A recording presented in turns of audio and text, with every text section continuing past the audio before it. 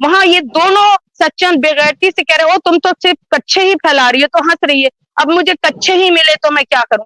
तुम इतनी बेगैरत, तो तुम पैसे कमाने के लिए अपने बच्चों के कच्छों की रील बनाओगी, फिर इनके दादा पर डांटने लगते हैं, तो उनका भी मजाक उड़ा रहे हो, बच्चा पीछे से मुंह फाड़ फाड़ के हंस रहा है कि दादा ने डांट दिया। तुम क्या दिखाना चाह रही हो घर की, ये बॉन्डिंग होती है घर की।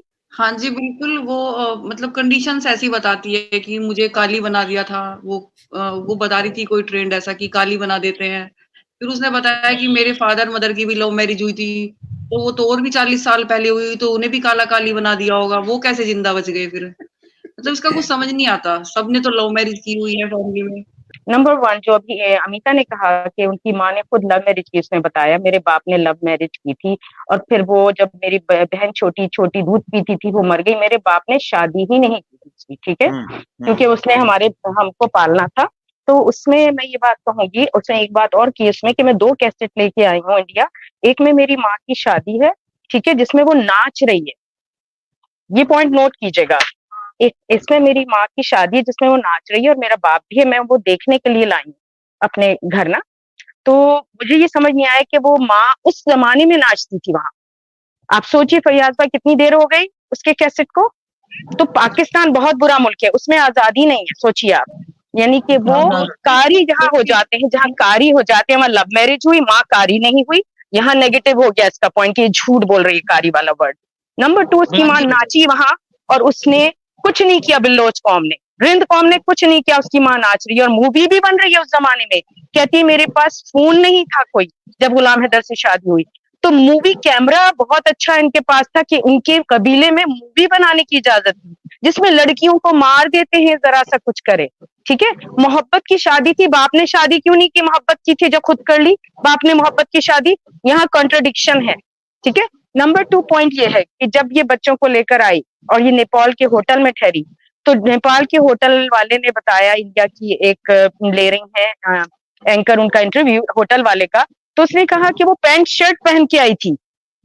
Can you believe it, Pakistan से पैंट शर्ट पहन के आई जब उसका मियाँ मौजूद नहीं था पाकिस्तान में।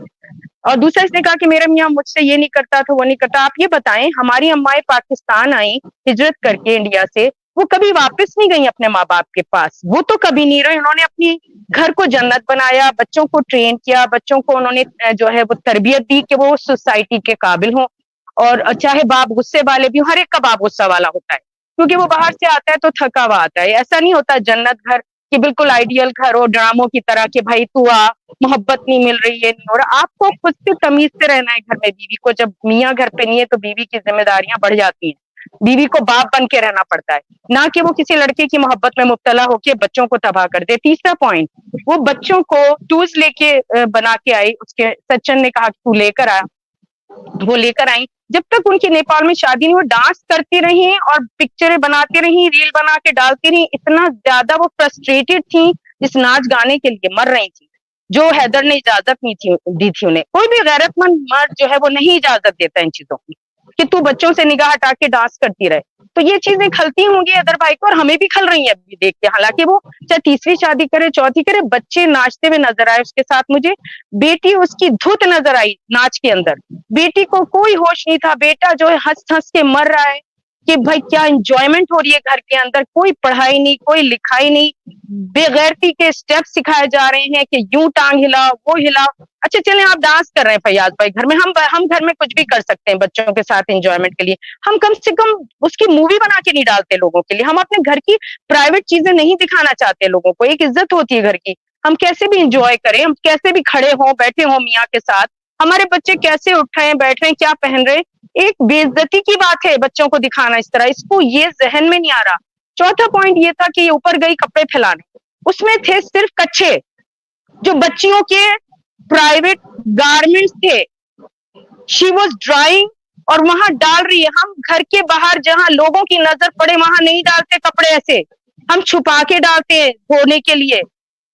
हम उसकी बच्चों के कपड़ों की भी इज्जत रखते हैं कि किसी की नजर ना पड़ जाए हमारे बच्चों के प्राइवेट कपड़ों पे। वहां ये दोनों सच्चन बेगैरती से कह रहे हो तुम तो सिर्फ कच्चे ही फैला रही हो, तो हंस रही है, अब मुझे कच्चे ही मिले तो मैं क्या करूं।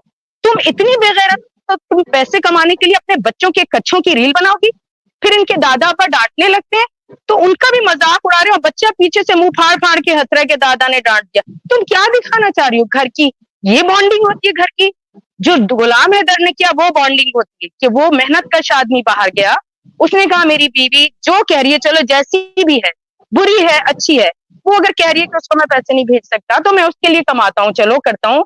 सिंपल लोग सादे लोग यही करते हैं कि जब उसने पहले ही दिन कह दिया शादी की रात कि मैं किसी और को पसंद करती थी, तू मेरी मोहब्बत नहीं है, तो वो बंदा क्या करेगा? उसने मर्दानगी को चैलेंज कर दिया था। ये औरत ऐसी है कि उसने पहले ही दिन बता दिया तू मेरी मोहब्बत नहीं है। ऐसे होता है किसी से भी शादी हो आदमी, औरत को अपनी इज्जत रखनी पड़ती है, मर्द के सामने छुपानी पड़ती है कुछ बातें। ऐसे नहीं होता, दिल मारना पड़ता है, हर मजहब में दिल मारना पड़ता है इज्जत की खातिर।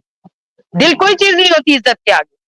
तो मेरे सामने ये पॉइंट है कि लोगों का खून खौला के ये हमारी फैमिली बॉन्डिंग को खराब कर रही है। मैं जुल्म के खिलाफ हूँ, अगर इसको किसी ने मारा मैं उसके खिलाफ हूँ, लेकिन उसका कोई सबूत भी तो हो ना।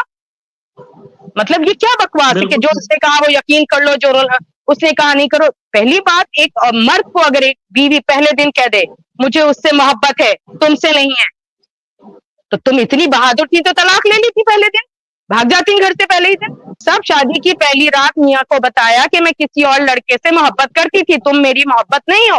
तो वो मर्द क्या करेगा बताइए आप? वो शक करेगा कि नहीं हर वक्त?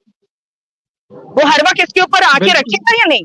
ये एक नेचुरल बात है। उसने फिर भी इज्जत दी थी, फिर भी इसे पैसे दिए, फिर भी इसके बच्चों को इज्जत दी, लेकिन इसने तो हद कर दी, अपनी मोहब्बत को नफरत में बदल दिया। लोगों को मोहब्बत से नफरत दिला दी इस औरत ने कि मोहब्बत ऐसी होती है तो दफा करो, मोहब्बत दूर की अच्छी, रोटी तंदूर की अच्छी। खुदा हाफिज।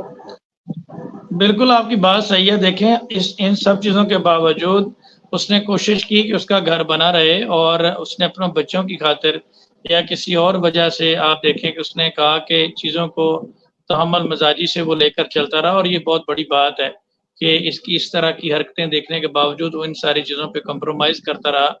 अमीता हमारे साथ मौजूद हैं, और अमीता से मेरा एक सवाल है कि एक क्राइम रिपोर्टर है भारत में, साक्षी साहिबा, उनका मैंने कम्युनिटी देखी और अभी शायद थोड़ी देर में ज्वाइन भी करें, तो उन्होंने कहा कि उन्होंने कैंसलेशन ऑफ बेल जो है वो फाइल की है।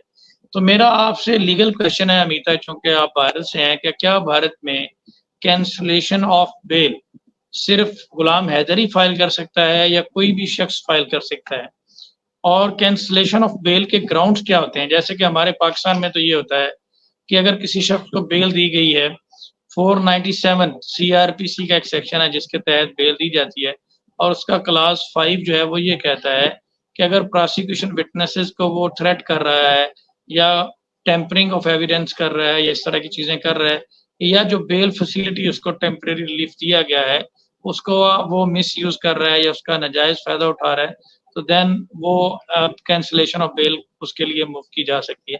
तो भारत में क्या तरीकाकार है? क्या ऐसी कोई बेल फाइल हो सकती है? जी सर मुझे कोई आइडिया नहीं है इसका भी कि कोई भी इसे फाइल कर सकता है। आई थिंक मेरे ख्याल से गुलाम हैदर ही से फाइल कर सकता है, अनदर कोई तो गवर्नमेंट जो हमारे सरकारी जो वकील हैं वही इस पे कर सकता है। वो कहाँ बाहर निकल रही है, वो कहाँ उसका वो कर रही है, वायलेशन कहाँ कर रही है, वो तो घर के अंदर लोग है। 90 डेज में चार्जशीट आ जाएगी। अब मेरे ख्याल से 4 जुलाई को वो अरेस्ट हुई थी, तो 90 डेज के अंदर अंदर चार्जशीट आ जाएगी। चार्जशीट में सारी चीजें डिक्लेयर हो जाएंगी कि वो क्या है क्या नहीं है, तो थोड़ा सा पेशेंस तो रखना होगा।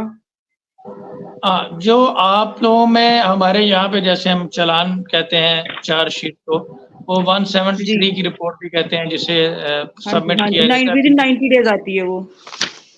अच्छा, वो तो बहुत लंबा टाइम है। हमारे तो यहाँ पे विदिन 15 डेज सबमिट करनी होती है। तो ये तो फिर उनके पास लीगली जो है वो 90 डेज का टाइम है, तो अभी तो फिर इसमें बहुत टाइम है। अभी तो तकरीबन इससे 1 मंथ हो। जी नहीं, वो 4 जुलाई को अरेस्ट हुई है ना। जी जी, 4 जुलाई 90 डेज तो होने वाले हैं ना। हाँ ठीक है, ये 4 अगस्त और सितंबर, जी ये बिल्कुल 90 डेज तो ऑलमोस्ट फिर पूरे ही हो गए हैं। तो इसका मतलब कि बहुत जल्द ये जो चार्जशीट है ये कोर्ट में सेंड कर दी जाएगी प्रोसिक्यूशन डिपार्टमेंट में, और देन उसके बाद उसने अपनी लाइव वीडियोस में उसमें भी कहा है, एक इंटरव्यू में भी आज, कि आज पता नहीं आज का है कल का है, मैंने सुना था थोड़ा सा।